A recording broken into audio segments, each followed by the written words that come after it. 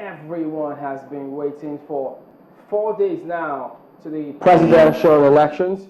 4 days, 3 hours, 50 minutes to the presidential and National Assembly elections day.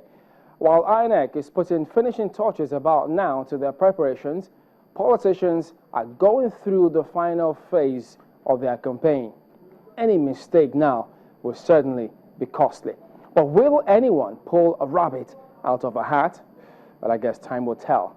Good evening. Welcome to the program. I'm Chamberlain Oso. Well, it may be a few days to the elections, but political activities seem to have picked up across the country. Well, they welcome anything to get undecided voters their way. And how are the states adjusting to all that is going on?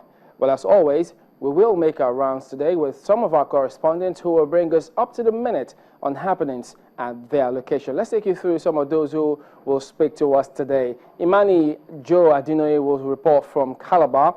Idris Jibrin will talk to us from Kano. And then we'll also go ahead and have Emmanuel Ereyi from Rivers. Then we'll also go to Abuja, where Gloria Umezoke will speak to us. So all of them will be reporting to us tonight from where they are. Well, not to forget that our social media platforms are also available for you to air your views on the program today. You can tweet at us using the hashtag Nigeria2015. Well, please don't forget to use the Twitter handle you see on your screen now. But if you have any comments or questions, do send us an email, and that will be to Nigeria2015@channelstv.com. You can also send us pictures through our Eyewitness platform. And here's how you do that. Just download the Channels TV app for Android, iOS, and Windows phones from their respective stores. And then tap to show the Eyewitness menu, then follow the instructions you see there. Well, joining us tonight, Chief Bode Mustafa, a member of the APC. Professor Akinyoye Bode is a professor of international law, University of Lagos. And from Abuja, we'll be joined by Mr. Udenta, who is the Deputy Director Media for PDP Presidential Campaign Organization. So they will be speaking to us tonight on the program. Well, while we go ahead and also ask some questions about the preparations for this elections, you do remember that it was only yesterday that INEC did go ahead and end that deadline, even though many still wonder, they're still hopeful. Will there be maybe a day or two or even 3 more for them to go ahead and pick up the PVCs? But let's run you through the data that the Commission sent after the deadline lapsed about the distribution of the permanent voter cards. Well, yes, we know that that was a deadline day for the collection of PVCs. That was the second time around, actually, where INEC did say, well, yes, we had that extension. But thereafter, now, here's the breakdown of PVC distribution across the country. In the Northwest, for instance, remember, we do have a total number of registered voters there, 17,620,436. But those who are eligible as of yesterday to cast their votes in the Northwest region, 15,999,398 will be able to perform their functions this weekend, this big weekend, assuming there's no further extension for that collection of PVCs. But then from the Northwest, we move on to the Northeast. In the Northeast, remember, they had some trouble regions, but they had a total number of registered voters there, 9,107,861 were those who officially registered, but those who went up to collect their cards, 7,919,614, and that's according to the Commission, will be able to participate in the elections this year. From the Northeast, let's move on to the North Central states, and look at those states in the North Central area. Well, 9,767,411 of them were those who registered, but only 7,661,576 will be able to vote in this election in the North Central state.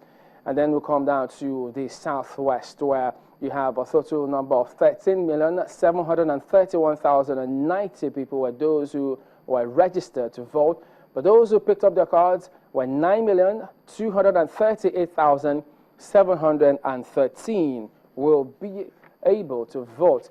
To the south, where 10,059,347 people registered, but 8,418,474 will be able to vote in this election. And then you've got the southeast. In the southeast, 7,665,859 people registered for these elections, but of that figure, 6,621,541 are those who can decide who becomes what in these elections.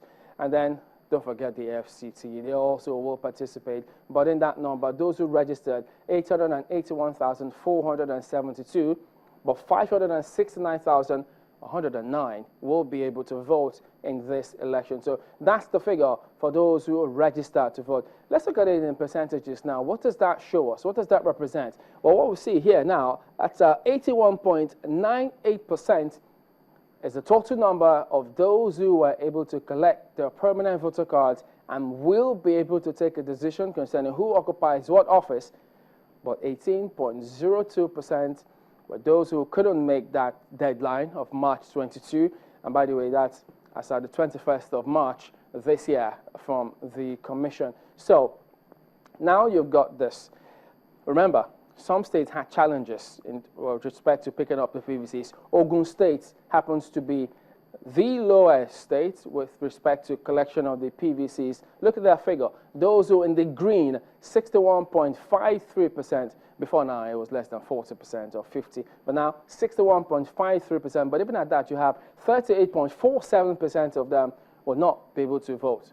No way for them at the moment. But then they also had a higher state.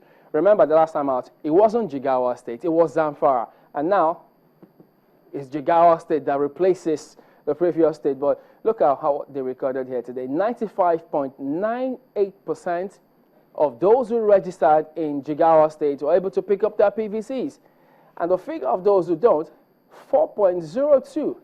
What an excellent percentage of distribution of PVCs in Jigawa State. So all of these people, if they choose to, will be able to go out there and decide what happens afterwards. And then about the PVCs, there was also that information that went on in several parts of the country. But look at this, 600,000 permanent voter cards were stolen in Delta State alone. But of that figure, they recovered 7,356. And that's according to the police spokesperson. It wasn't only in Delta State. We also had this matter in Rivers State.